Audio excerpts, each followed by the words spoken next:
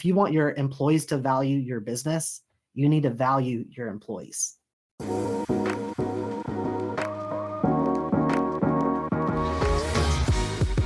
Hello and welcome to Love as a Business Strategy, a podcast that brings humanity to the workplace. We're here to talk about business, but we want to tackle topics that most business leaders shy away from. And we believe that humanity and love should be at the center of every successful business. I'm your host, Jeff Ma, and as always, I'm here to have conversations and hear stories from real people about real business and real life. My real life guest today is Noah Asher, and Noah is an award-winning author and business owner, and he has a new book called Chaos: Overcoming the Overwhelming, which is helping people find purpose in the pain in their past. And I invited Noah here today to have a conversation about something that I think is not talked about enough, and definitely not enough as a topic on this show. We wanted to talk about listening, and I think it's such an important topic that I talk about regularly outside this show, and I'm kind of appalled that we haven't hit it here yet. So I'm super excited to welcome Noah Asher to the show. Noah, how are you doing? I'm great. Thanks for having me. Awesome, Noah. I'd love to kick things off just with a little bit of a background, I guess, but really I like to center the background around passion. What's your passion? And what's the story or what's the road that brought you to that passion? Yeah, years ago, I found myself in a dark place and tried taking my own life. And since coming out of that chaos and coming out of that sort of time of my life, I just realized how important it is to cherish each and every moment, but also let people know that they are loved, let people know that they are seen, let them know that they are heard. And for me, my mantra is always, I want to be the brightest of lights for people in their darkest of pits, simply because I know how important that is. And so that's what my book's about, and that's really what my life is about. Well, so coming from kind of the lowest of lows and back, what really made the difference for you personally in that story, like in that journey? What turned the corner? It really, there was a mindset shift that I had, and it really was because of my faith. I realized I was sitting around kind of like Eeyore from Winnie the Pooh, just that woe is me, there's a cloud always over me, that sort of mindset. And what I did was I stopped saying, God, why me? And I started saying, God, use me. And that shift in my personal life was everything for me. That's pretty much when the light bulb came on and go, I'm not gonna have a pity party, because that's not really a party at all. That's no fun. And get out of that mindset and really start to see how there is purpose in all of the pain that I've been through and how I can help others. Amazing. So bringing this around to the business side of the equation, talk a little bit about how that now kind of, I guess, manifests in work, business, leadership, etc. Yeah, I worked for a popular hotel chain for a while, and I started at front desk. Within 3 weeks, they made me the general manager, and then I moved into director of operations. And I'm super thankful for the time I had with the hotel chain. And I wanted to venture out and do my own business. And by doing that, it opened up, allowing me to be on podcasts like this, for example, open up my time to connect on different levels while still running a business and, making money and, and living life. But ultimately, by doing my own business, we started doing these undercover assessments, which is similar to Secret Shopper. And we have been very successful doing that. And now that we have published this book and it's been very well accepted in the Christian kind of nonfiction world, that now we are helping other authors market their books, promote their books, and get their message out there. I like to put it this way, is that I want us to help you build your platform. So all you have to do is stand on it and share your message. And it's so much fun. It's so rewarding. And that's one thing I learned about opening my own business and starting my own business, was that I am my own boss. I can do whatever I want. And that means I have the opportunity to make my work as meaningful as I want it to be. So, Talk a little bit about this secret shopper concept. Can you dive into how that works? Is that still what the business does today? yeah, we still do those. That's kind of like our bread and butter when it comes to making money. What we do is we go in, of course, a manager or an owner of typically it's restaurants. Sometimes it's like a retail sort of business, but typically restaurants, they hire us to go in. We go in undercover. A lot of times I sit down with the owner or manager ahead of time and say, and ask specific questions like, what are you seeing as a common trend already? That maybe you told your staff to do such and such, but you want to know if they are or not. I try to get a feel for those sorts of things. If they have specific brand standards, like if I walk in, should they be saying some catchphrase when I walk in the door? I need to know those things to know if they're actually doing it when I walk in, to be receptive to those.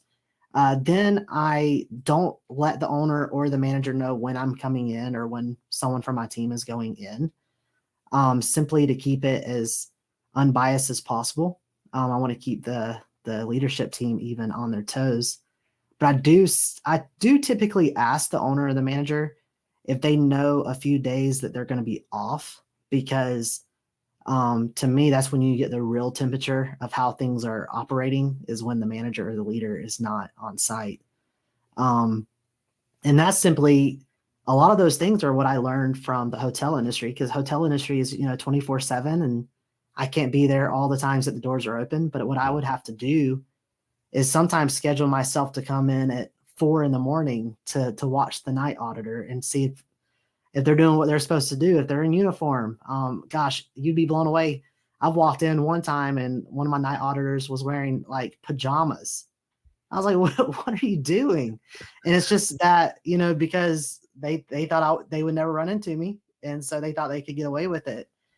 And so that's very, very crucial, just for any listener who is in leadership. Sometimes it's good to shift your schedule without telling anyone, and kind of see what's going on. And, that's a good way to see the temperature of your business. But long story short, we do those sorts of assessments. And then from start to finish, I time everything out from when they came to seat me, when they took my order, what they said, how they're dressed, and so on. And then I create this assessment. We get back with the leadership team at a later date. We go over the assessment. And then sometimes they actually hire us for a 90-day, sometimes all the way to 6-month period, to come in and work with their team on training them on those things that we found that was just lacking. Hmm. In your experience in doing this, is there anything that you notice, obviously focused on the hospitality, restaurant, or service industry, but is there anything you notice that made for better teams in general? Like when it comes to, obviously they usually care about customer service and things like that, but our kind of mantra here on the show and in the book is that all those things are going to start with a culture, are going to start with Yes. some sort of workplace culture led by the leader or instilled by the organization. What have you noticed along those lines? Like what have you seen that stands out to you that's worked from a culture perspective, coming in as this third party auditor? Yeah. Like, what have you seen? I think honestly, from the very beginning, I feel like from that welcome, with that greeting when you walk in, I personally feel as if I can tell whether or not the leader is passionate about having their team on the same level, on board with what they're doing and what their vision is, based on how the employee greets me when I walk in. Just the first 5 seconds, just Yes, you walk in and you already get a feel for the leader's right. passion. Simply because, if they're supposed to greet you when you walk in and they're not, and they just are standing there on their phone, and you can just sense that they don't care about their role, personally, I feel like, okay, well, that tells me at the top, they're not pushing for those sorts of things.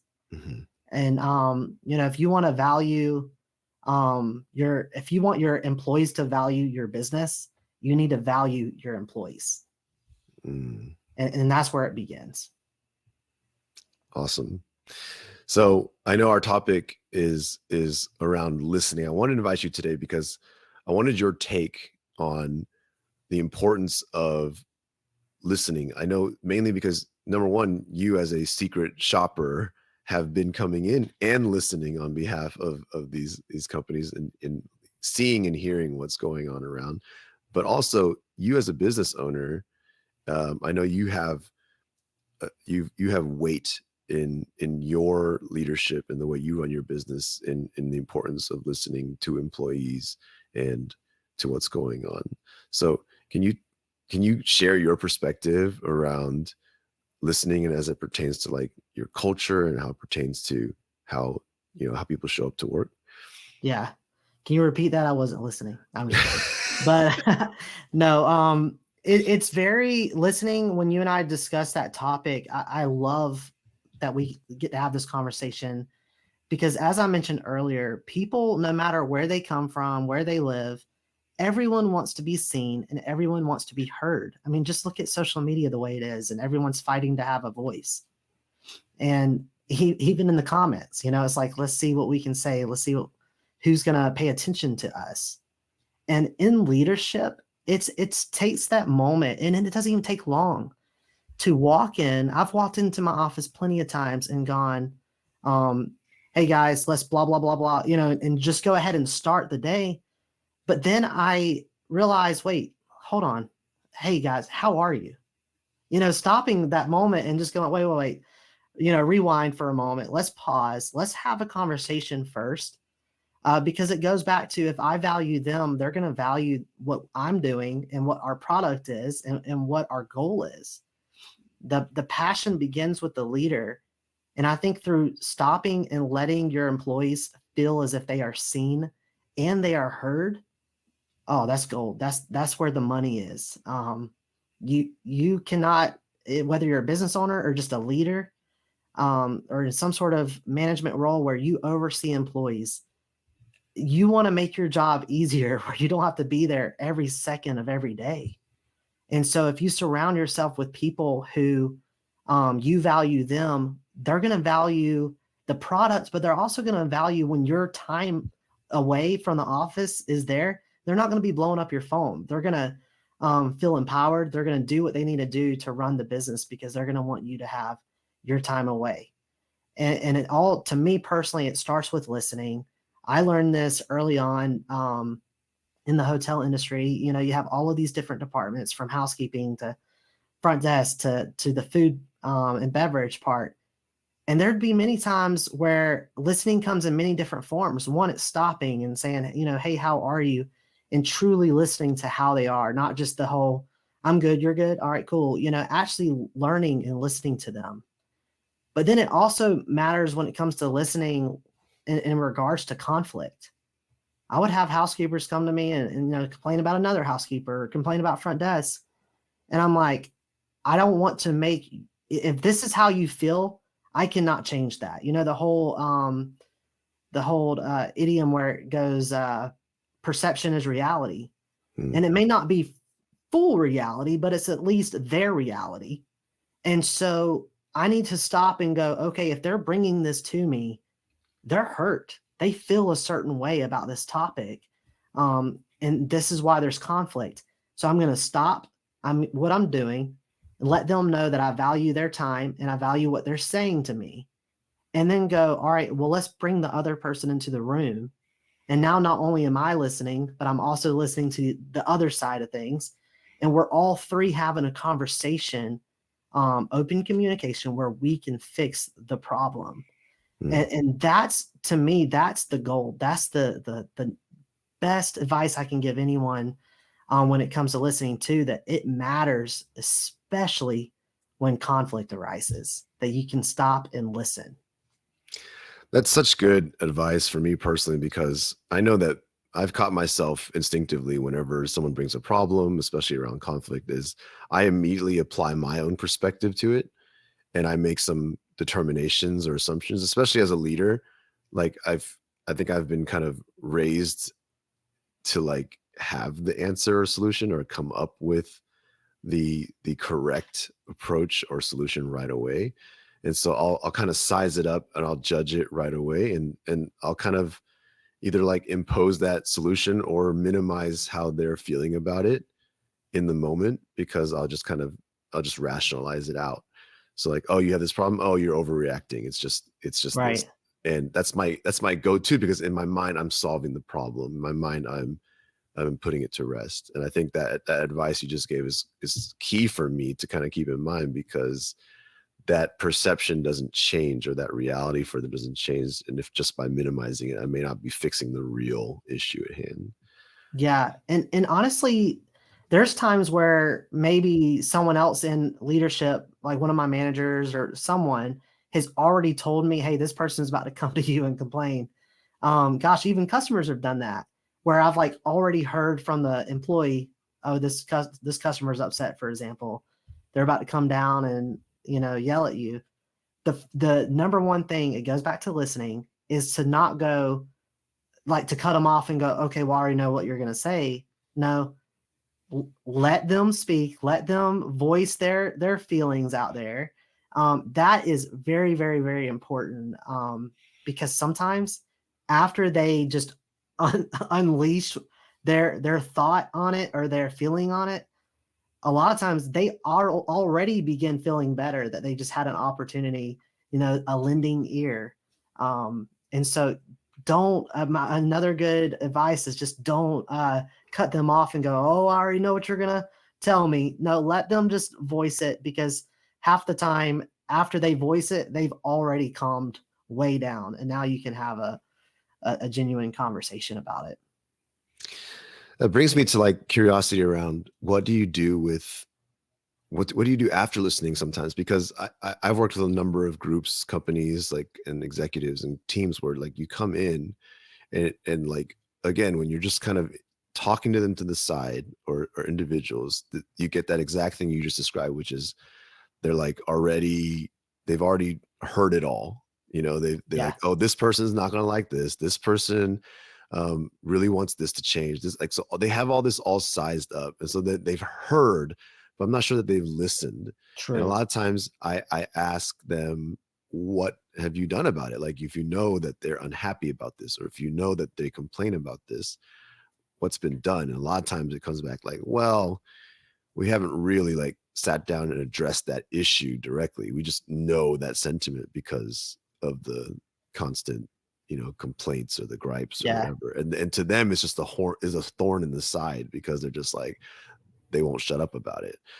So like, I guess what do you say to like, to that the person in that position, where like, what's the right steps to take if you're hearing them, but you need to move to listening and taking action? Like, where should you be going? Yeah, so for me, it goes back to the hotel experience I had. We had a model we use, and I use it in my personal life. I use it in my business. And I recommend it for anyone and everyone at the sound of my voice. But it's the LEARN model, and it's listen, and then you empathize. It's okay to listen and then kind of say, okay, I know where you're coming from, or I hear where you're coming from. I see how that would make you upset. And even repeat back some of what they said, so they know for sure that it's more than just hearing, it's actually listening, as you said. Empathize with them. And then here's the word that none of us want to use today, but it's apologize.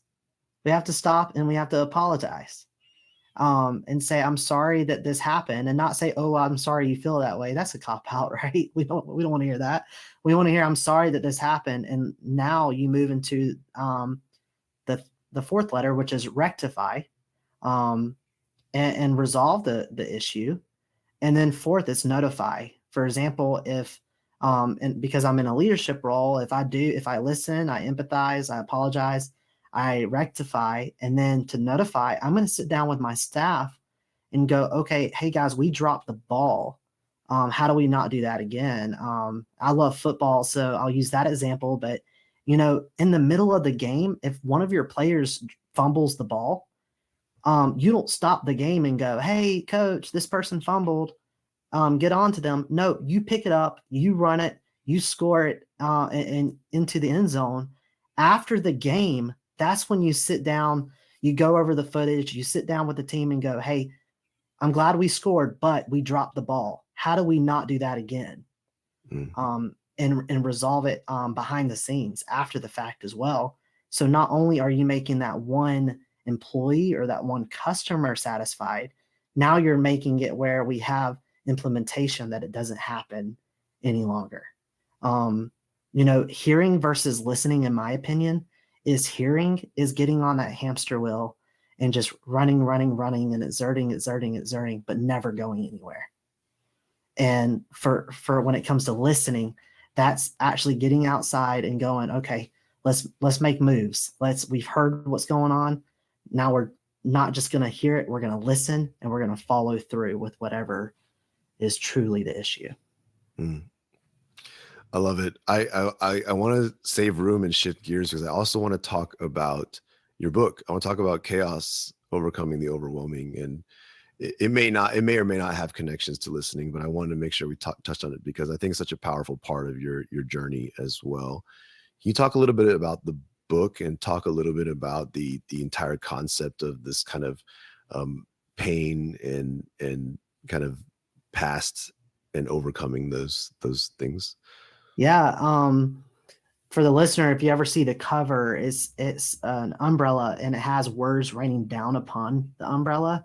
And I feel like a lot of times when we're in the midst of our own chaos, we feel like it's a storm and it's just consuming us. And the words that I put are very specific because I wanted people to understand that chaos comes in many different forms. For someone listening to this, it may be job loss or bankruptcy, or it may be divorce or the loss of a loved one or illness. And the list is endless. But what we talk about in the book is while our chaos may look different, we can still all overcome. And so it is a self-help sort of book, but it does have Christian undertones throughout it. So I like that to be known because I don't want to hide that fact. So if that's not your cup of tea, I don't want to try to trick you into buying it. I want to just be upfront about it, but we do discuss it. And so for me, my faith played such a big role in going from pain to purpose. And so that's why I discuss it. But bottom line is, while our chaos may look different, we can all overcome. And even though there is purpose in our pain, I don't believe our pain was ever our purpose. There's more to our life. And I want to make sure people know that and know that you may feel like you're in a Category 5 hurricane today. Jeff, you're in Texas. You know about hurricanes, right? So like, we have floods. Yeah. Floods. Yeah. Yeah. So you understand, but like Category 5 hurricanes, they may feel like they're surrounding your life right now, and you may feel like you're in deep water.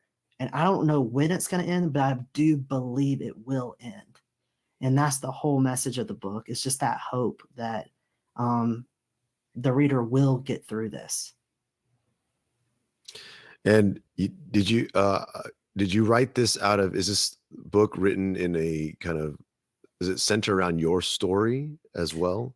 That's a good question. I do share a little bit of my story because for me, when someone said, like to me, when I was in my deepest, darkest pain, to go, "Oh, you're going to get through this." And I'm like, "Will I? Like, how do you know that? Show me." And for me, I wanted to share a little bit of my story, mainly because I wanted the reader to know, like, oh, he is saying this with confidence because he's been there, done that.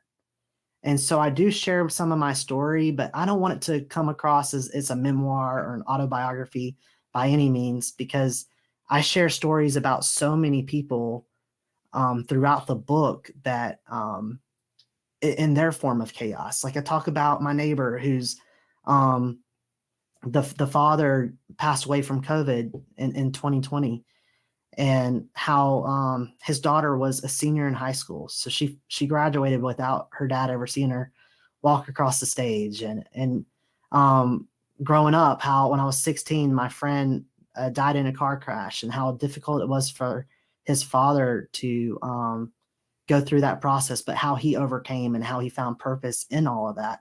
So I discuss different stories that I know of that have experienced some form of chaos, but to look and say, here was where they started, but this is where they end. Like, like Drake, started from the bottom. Well, it sounds really impactful. I think that's definitely worth checking out. And Noah, I appreciate you coming on the show today and sharing your perspective across life, across business, across leadership. I think it's been very impactful to add your perspective to this conversation. So thanks for joining in today. Well, thank you so much for having me. Absolutely. And to my audience, thank you so much for tuning in. As always, please check out our book, Love as a Business Strategy. Check out Chaos, Overcoming the Overwhelming, Noah's book. And continue listening, continue learning and sharing with us, please. We do appreciate all the support. So with that, we'll be signing off. Thank you, Noah, once again, and we'll see everybody next week.